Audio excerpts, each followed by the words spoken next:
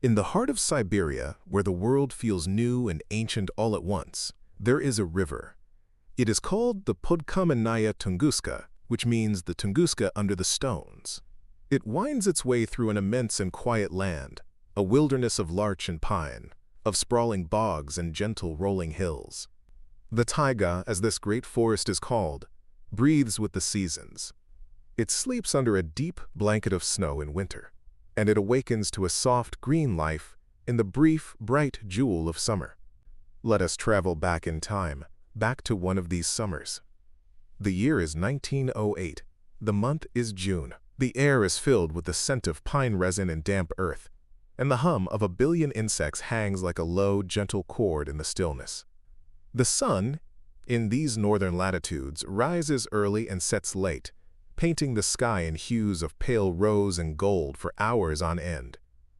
It is the 30th day of June. The morning breaks with a pristine clarity. A cool mist clings to the low-lying areas, weaving soft white ribbons through the dark green of the trees. The Tunguska River flows on, its waters dark and deep, reflecting the endless sky. The world is as it has been for 1,000 years, and 1,000 years before that. It is a world of immense silence, a silence broken only by the cry of a hawk, the rustle of a sable in the undergrowth, or the gentle sigh of the wind through the countless branches of the taiga. Far from the bustling cities of Europe, far from the reach of telegraphs and railways, people lived within this silence. They were the Evenki, the indigenous people of this land, who followed the rhythms of their reindeer herds. They were Russian trappers and traders, living in small, scattered settlements, their lives governed by the hunt, the seasons, and the slow passage of time. Imagine, if you will, a man named Semyon. He is an Evenki herder, and on this particular morning he is with his reindeer in a clearing many miles north of the river. The morning sun warms his weathered face. He sits on a fallen log, its bark covered in soft green moss, and watches his herd. The reindeer move slowly, their antlers like intricate, bare branches against the morning light. They graze peacefully, their breath misting in the cool air. The only sounds are the soft tearing of grass, the occasional snort, and the gentle clinking of the led animal's bell. Semyon feels a deep sense of peace. The world is in its proper place. The sun is in the sky, the forest is all around him, and his herd is safe. He closes his eyes for a moment, just to feel the warmth on his eyelids. Many miles away, in a small trading post called Vanavara, a woman named Akulina is starting her day. The trading post is little more than a handful of sturdy log cabins clustered on a rise of land overlooking a tributary of the Tunguska. Akulina is in her small, warm kitchen. The air smells of yeast and wood smoke from the stove she has just lit.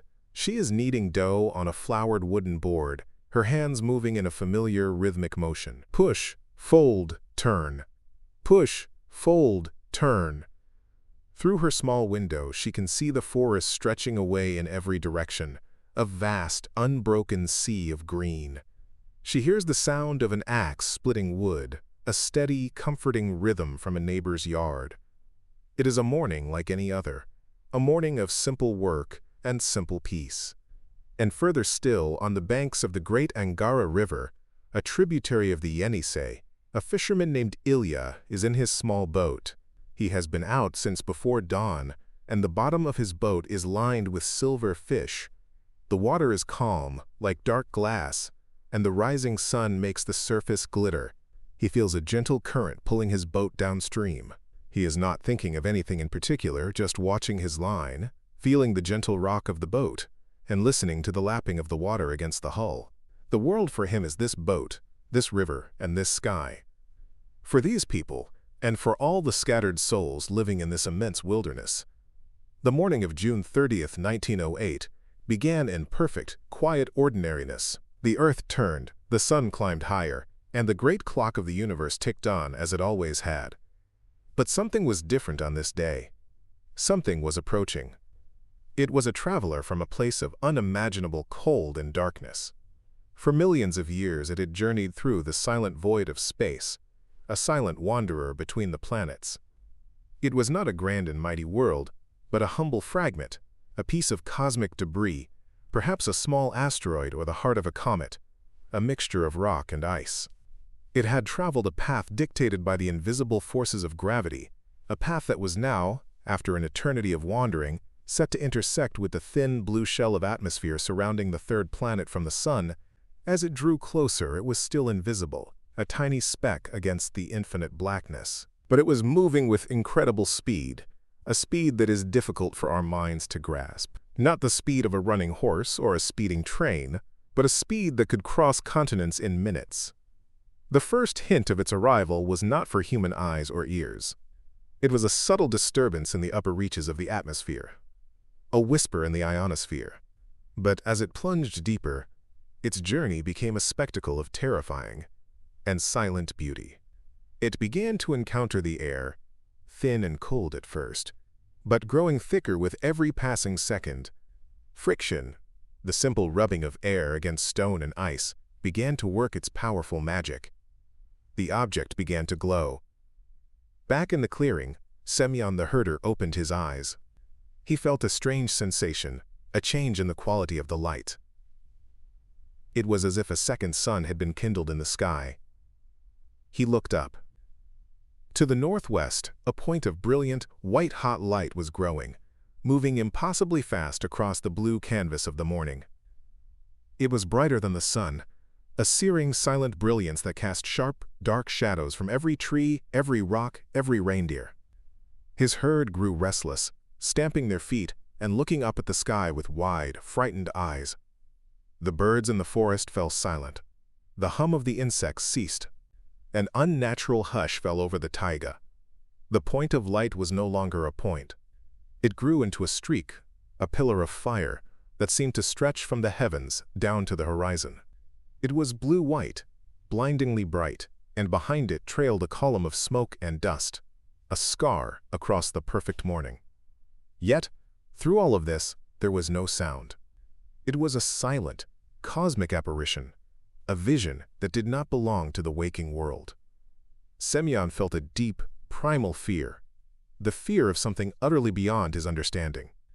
He felt an intense heat on his face, as if he had suddenly stepped too close to a blacksmith's forge. The air itself seemed to shimmer.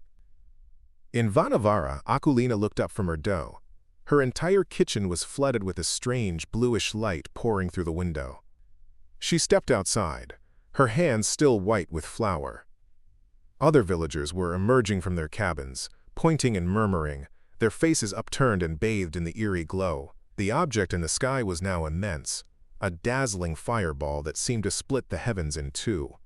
The heat was palpable, a dry, oppressive warmth that made the skin prickle. It felt as though the sun itself was falling from the sky. On the Angara River, Ilya the fisherman saw the light reflected in the water, a shimmering, dancing fire on the dark surface. He looked up and saw the celestial visitor on its final, fiery descent.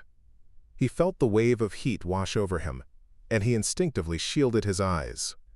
It was a sight of such impossible grandeur that it seemed to stop time itself. The traveler from space had nearly finished its journey. In the last few seconds, as it streaked over the vast, uninhabited forest of the Tunguska Basin, the immense pressure and heat of its passage through the atmosphere became too much for it to bear. The rock and ice, which had held together for eons in the cold vacuum of space, could no longer withstand the forces tearing it apart. About 5 miles above the sleeping taiga, it disintegrated. It did not simply break apart. It exploded with a force that the human mind can barely comprehend. A force 1,000 times greater than the atomic bomb that would be created decades later. A colossal, silent flash of energy, released in a fraction of a second. For a moment there was only light. Then, sound began its journey. Sound travels much more slowly than light, and it had 5 miles to fall to the earth, and many more miles to travel to reach the ears of Semyon, Akulina, and Ilya. The first thing that reached them after the wave of heat was the shock wave. It was not a sound but a physical blow, a colossal, invisible hand that pushed the very air out of the way. Semyon was thrown from his log, the air was knocked from his lungs, and he felt the ground itself heave beneath him. His reindeer were scattered, crying out in terror. He clung to the mossy earth as a great wind roared through the clearing, a wind so powerful it felt solid. In Vanavara, the push of air struck the trading post like a giant's fist. Windows shattered inwards, spraying glass across wooden floors. Doors were blown from their hinges. Akolina was knocked off her feet, and the heavy cabin logs groaned and shifted around her.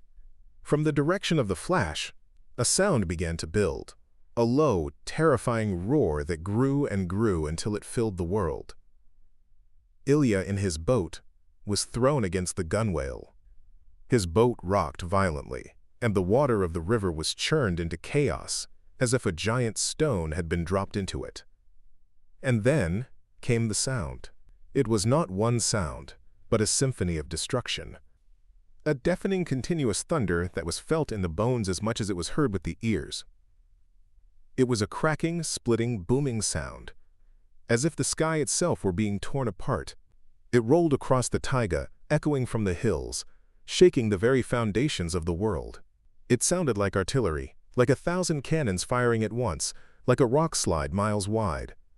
The noise went on, a rolling, deafening peal that seemed to have no end. Semyon covered his ears, his head ringing. He could hear, even beneath the terrible roar, a new sound, the sound of a great forest falling, the snapping and cracking of countless trees, a sound like 1,000,000 rifle shots all at once. When the primary shockwave passed, a great wind followed. It tore through the forest, ripping branches from trees, sending leaves and pine needles flying in a thick, green storm. The sky, which had been so brilliantly blue, was now being filled with a rising column of black smoke and debris, a vast, mushroom-shaped cloud that climbed miles into the atmosphere, blotting out the sun. Slowly, very slowly, the terrible sounds began to fade. The rolling thunder subsided into a distant grumble, and then into an echoing memory. An eerie silence descended once more upon the taiga, but it was a different kind of silence now.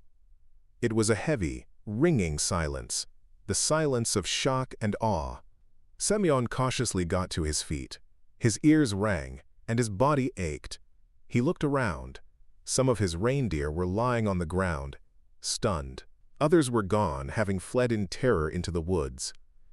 He looked to the northwest, where the pillar of fire had been. Now there was only the colossal black cloud, still rising, its top catching the sunlight high above and glowing a strange, coppery orange. The air smelled of burning, of scorched earth and something else, something strange and metallic.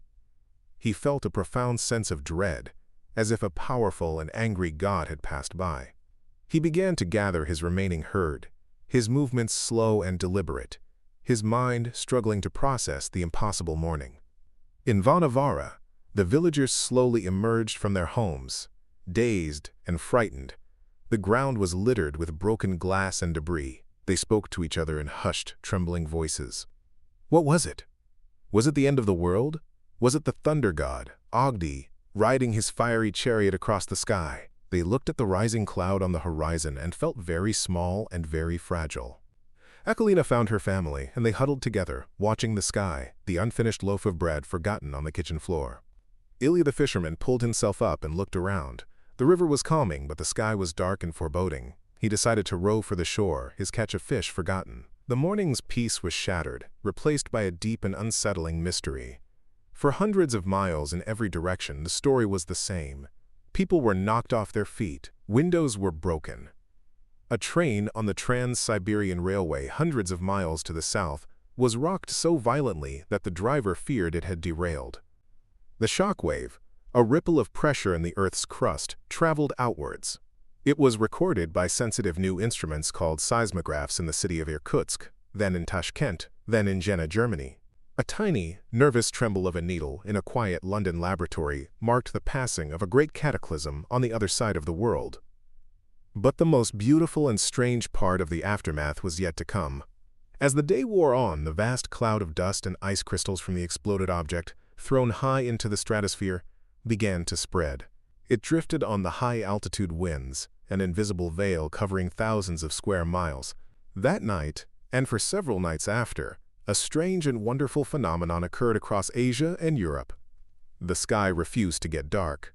In the twilight hours, when the sun was far below the horizon, the sky began to glow with a soft silvery light.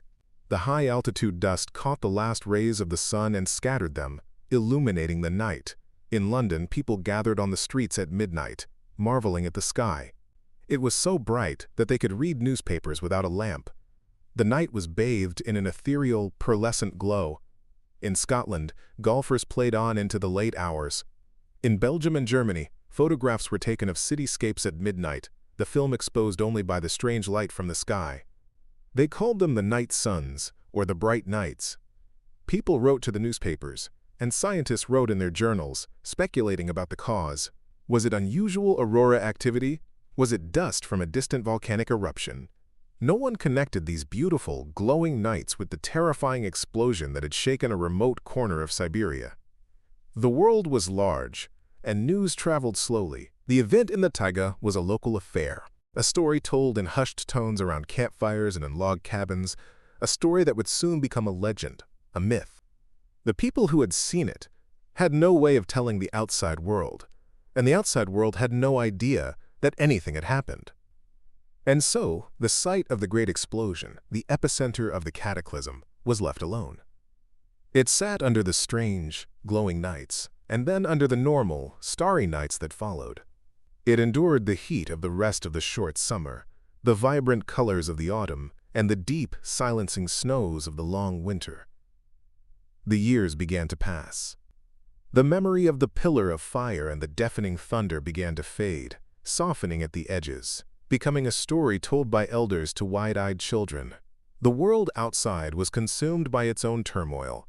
The great empires of Europe marched into a terrible war.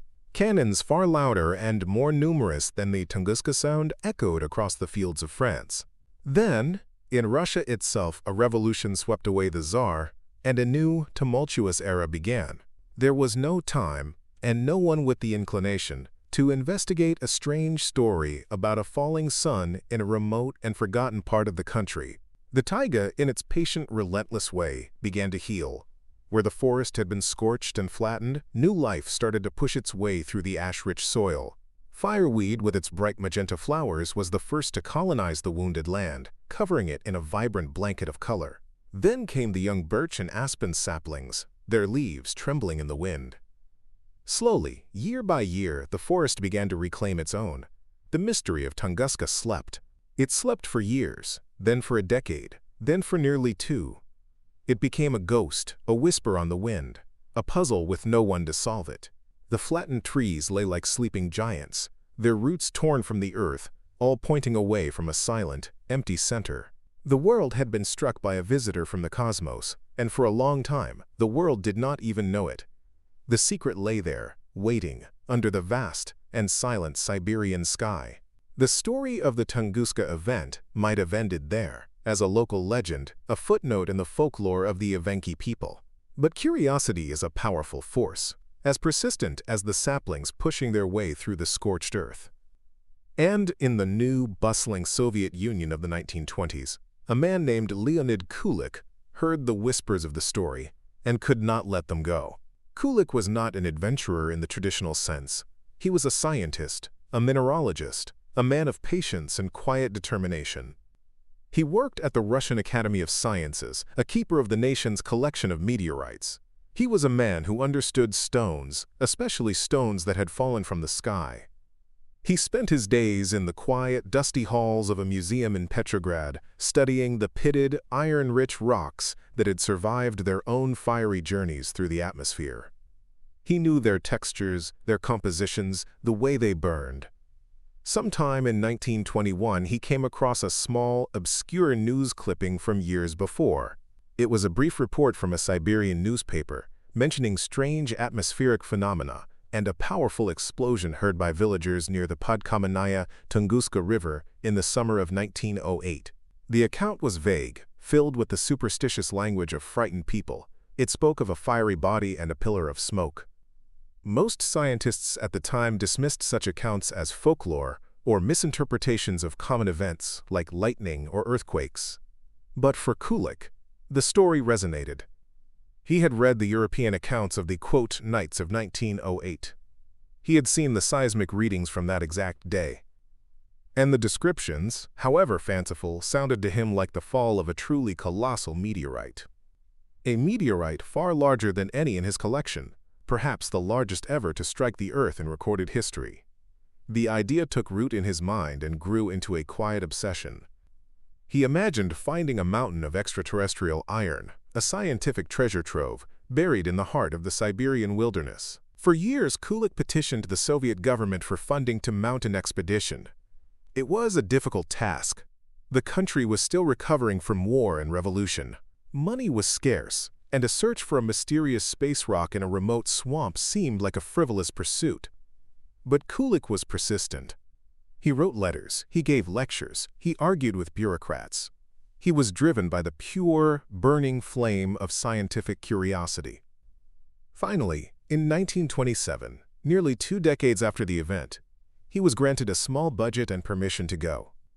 The journey itself was an epic undertaking, a slow and arduous immersion into the vastness of the Russian landscape. Imagine the beginning of that journey. The hiss of a steam engine in a Petrograd station, the clanging of couplings, the slow, chugging departure of the Trans-Siberian train. For days upon days, Kulik and his small team traveled eastward. They sat by the windows, watching the landscape of Russia unspool before them. The gentle rolling fields and birch forests of the west slowly gave way to the sterner, grander landscapes of the Urals, and then to the immense flat expanse of the Siberian plain. The train was a tiny, moving world of its own, rattling through a continent. The rhythm of the wheels on the track was a constant, meditative beat. Day, night, day, night. The sun rose and set over a horizon that seemed to stretch into infinity. After thousands of miles, they reached the end of the railway line at a town called Tayshet. Here, the modern world, with its steel tracks and steam engines, ended. The next phase of the journey was by horse-drawn sleigh, for even though it was spring, the ground was still hard and the rivers were still waking from their winter sleep. They traveled for weeks, moving at the slow, steady pace of the horses, through dense forests and over frozen swamps. The air was crisp and cold, the silence broken only by the creak of the sleigh runners on the snow and the jingle of the horses' harnesses. They finally reached the trading post of Vanavara, the same small cluster of log cabins that had been shaken by the blast 19 years earlier. Vanavara was to be their base camp. It was a tiny outpost of civilization on the edge of an immense wilderness. Here, Kulik began the real work of his investigation. He was no longer a museum curator. He was a detective searching for clues to a 19-year-old mystery. He spent weeks interviewing the local people, the Russian settlers, and the Evenki hunters. He sat with them in their smoky cabins, sharing tea and listening patiently as they spoke. Many were reluctant to talk at first. The event was a memory of terror, a sacred and frightening thing. They spoke of the god Ogdi, who had flown across the sky and struck the forest in his anger. But Kulik, with his quiet respect and genuine curiosity, slowly earned their trust. An old man, who had been a boy in 1908, described the pillar of fire that split the sky. A woman told him how the heat had been so intense she thought her shirt was on fire. They told him of the sound, a thunder that went on, and the way the earth shook. They described how their huts were damaged, how the shockwave had flattened fences and shattered windows. Most importantly, they were able to point. They gestured to the north, deeper into the taiga, and told him that the fire had fallen somewhere out there, in a region of swamps and hills that was largely uninhabited. With this precious information, Kulik hired local Evenki guides, men who knew the taiga as intimately as the lines on their own hands. As the last of the snow melted and the ground turned from frozen iron to soft, boggy earth, the final and most difficult part of the journey began. They traveled on horseback and on foot, leading pack animals laden with supplies. They followed winding game trails, forded fast-flowing, icy rivers, and pushed their way through dense thickets of alder and birch. The taiga in early summer is a challenging and beautiful place. The air is thick, with clouds of mosquitoes and black flies, a constant, humming torment. The ground is a treacherous swamp in many places, a deep, waterlogged mattress of moss and peat, where a horse can sink to its belly. But it is also a world of vibrant, overwhelming life. The forest floor is carpeted with wildflowers. The air is rich with the scent of pine and wet soil. The silence is profound, broken only by the buzzing of insects, the call of a cuckoo, or the crunch of their own boots on the forest floor. Kulik's diary from this time is filled with quiet observations of this world. He notes the birds he sees, the plants he finds, the challenges of crossing a particular river. He was a man of science, but also a man who could feel the deep, ancient spirit of the wilderness. For weeks they traveled north, deeper and deeper into the unknown. The local guides grew uneasy. They were entering a place their people now considered cursed, a place of bad spirits. They called it the Stoiba, the devastated place. They would go no further. Kulik and his men were left to continue on their own, guided only by the stories and a compass. They began to see the first signs that they were getting close. They came upon a valley where the trees, while still standing, had all their tops scorched, as if a giant blowtorch had been passed over them. It was a subtle but deeply unsettling sight. They pressed on, their sense of anticipation growing. Then, one day, as they crested a low hill, they stopped. Before them lay a sight that was beyond anything they could have imagined. An immense, shallow bowl in the landscape, miles wide, was filled with a forest of dead trees. But the trees were not standing. They had been knocked flat, blown over like matchsticks, and they all pointed in the same direction, outwards, away from a central point somewhere in the distance. It was a scene of utter, silent devastation. The scale of it was breathtaking. It was as if a hurricane of unimaginable power had been born in the heart of the forest and exploded outwards. They made their way down into this fallen forest. The going was incredibly difficult. They had to climb over and under the massive trunks of the fallen larch and pine trees, a chaotic tangled web of wood. The logs were weathered and gray after nearly 2 decades of exposure to the elements, and many were covered in a soft blanket of moss. It was a graveyard of trees, a silent testament to some colossal force. As they moved closer to the center of the devastation, the pattern became even clearer. It was a perfect radial blast, the kind of pattern you might see if you dropped a pebble into a still pond and watched the ripples spread out. The trees were the ripples, frozen in time. Kulik's excitement was immense. This was it. This was the proof. He was standing at the site of the impact of his great meteorite. He pushed on, fighting his way through the tangled logs, expecting to find at the very center a massive crater, a great hole in the earth, and within it, the prize he had sought for so long, the meteorite itself. He and his men struggled for days, moving slowly towards the epicenter. The landscape grew stranger and stranger. As they neared the very heart of the blast zone, they found something even more eerie than the flattened forest. Here, in a small area at the very center, the trees were not knocked over. They were still standing, but they were stripped bare of all their branches and bark, reduced to tall, scorched poles. They stood like a forest of silent, skeletal sentinels, pointing accusingly at the sky. The locals would later call this area the Telegraph Pole Forest. Kulik stood among these ghostly trees, his heart pounding. He was at the absolute center of the explosion, the point directly beneath where the fireball must have detonated. He looked around, his eyes scanning the boggy ground, searching for the crater. But there was nothing. There was no crater, no hole, no impact scar. The ground was marshy and uneven, pockmarked with small thermokarst depressions caused by melting permafrost. But there was no sign of a cataclysmic impact. There was no mountain of iron, no pile of shattered stone. There was only the bog, the silent standing dead trees, and the vast flattened forest stretching away for miles in every direction. Kulik was baffled. It was a profound and deeply unsettling paradox.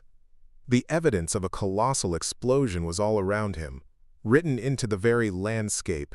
The flattened trees, the scorched branches, the sheer scale of the devastation, it all pointed to an event of almost unimaginable power. And yet, the one piece of evidence he had expected to find, the defining feature of any meteorite strike, was completely absent.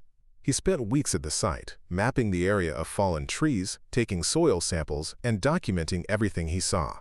He walked the perimeter of the devastation, a circle of destruction that covered over 800 square miles. He took photographs of the Telegraph Pole Forest, capturing its eerie spectral beauty.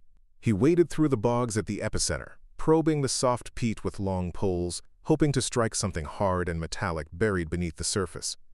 He found nothing. The mystery of Tunguska, which he had thought he was on the verge of solving, had only deepened. What could possibly create such a massive explosion? An explosion powerful enough to flatten a forest the size of a major city, yet leave no trace of its passing, no crater, no fragments. As the short Siberian summer began to wane, Kulik and his men were forced to leave. They packed up their samples and their notes, and began the long, arduous journey back to Vanavara, and from there, back to the world of trains and cities. Kulik left the silent, devastated forest behind, but the puzzle of it came with him. It would occupy him for the rest of his life. He would return to Tunguska 3 more times in the coming years, leading larger, better-equipped expeditions. He would drill into the peat bogs, drain small lakes, and spend years of his life searching for the physical remnants of the object that had caused the explosion. He never found it.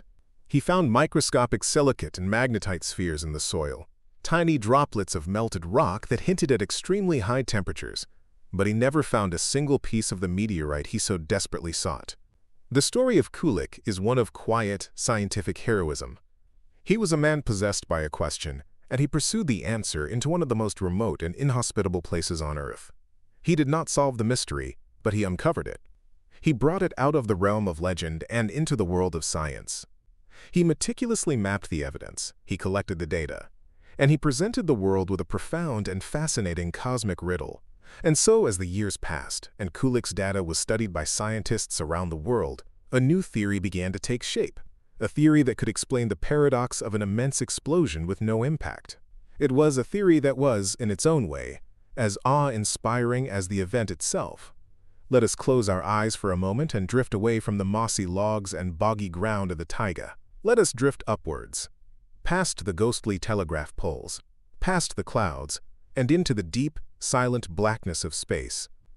Let us imagine the traveler not as a solid rock of iron, but as something more fragile, more ethereal. Imagine a comet. A small one, perhaps, or a stony asteroid of a particular porous composition.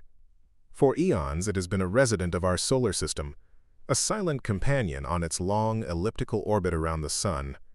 It is a relic from the dawn of creation, a ball of ice, dust and rock, a cosmic snowball carrying the memory of the primordial nebula from which the planets were born.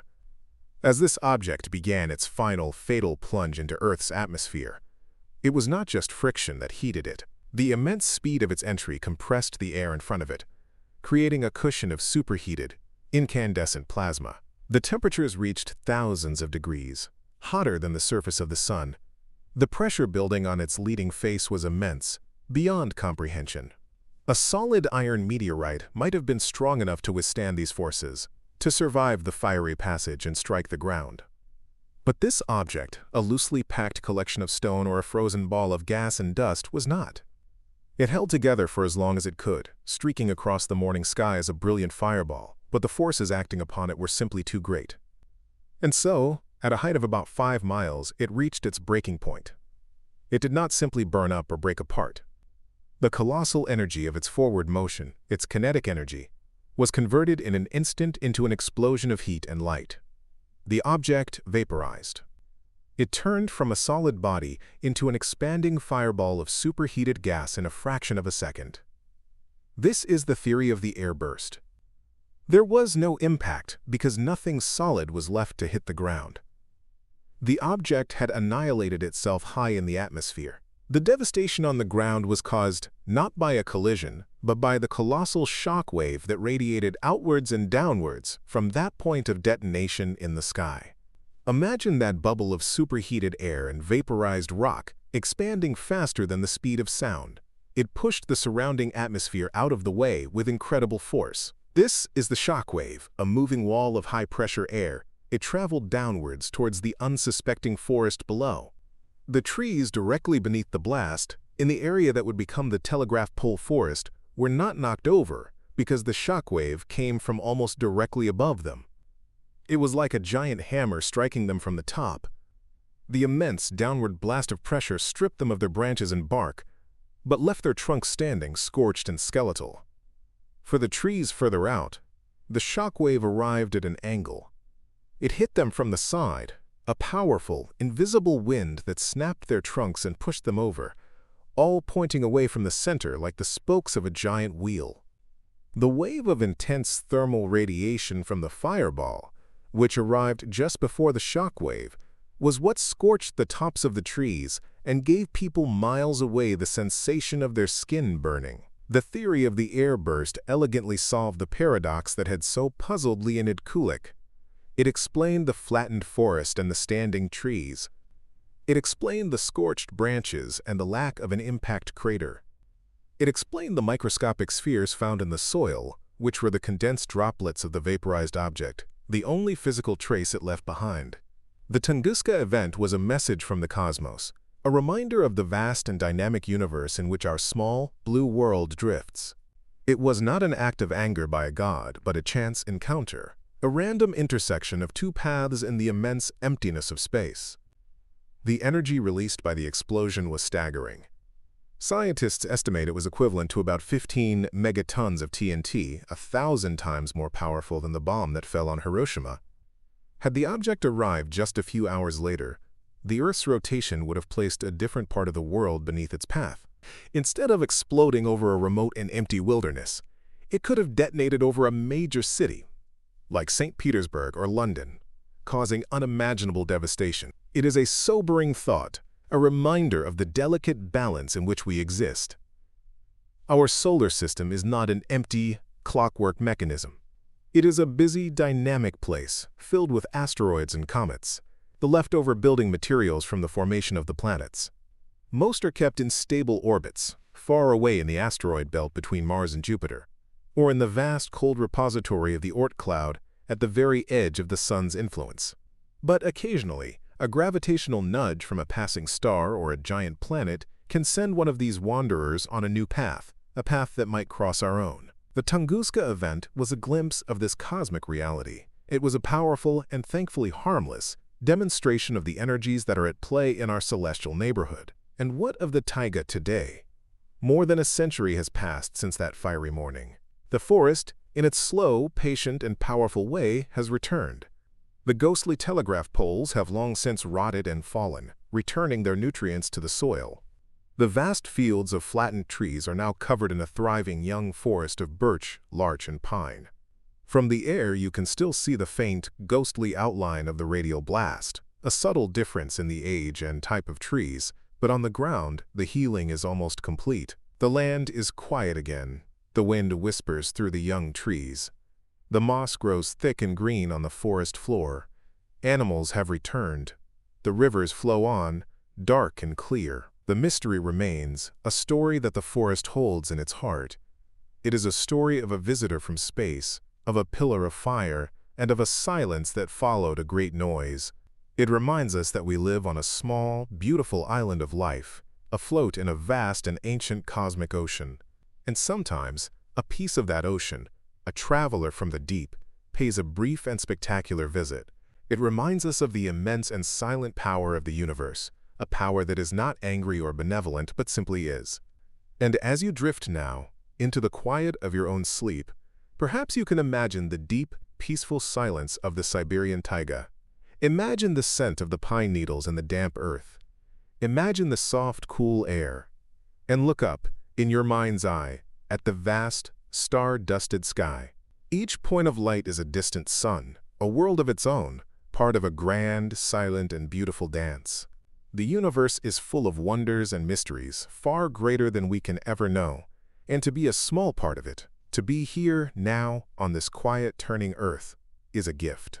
So let the mystery of Tunguska be a gentle lullaby, a story of the sky and the earth, a reminder of the grand and peaceful cosmos as you drift into a deep and restful sleep. Sleep now, sleep well.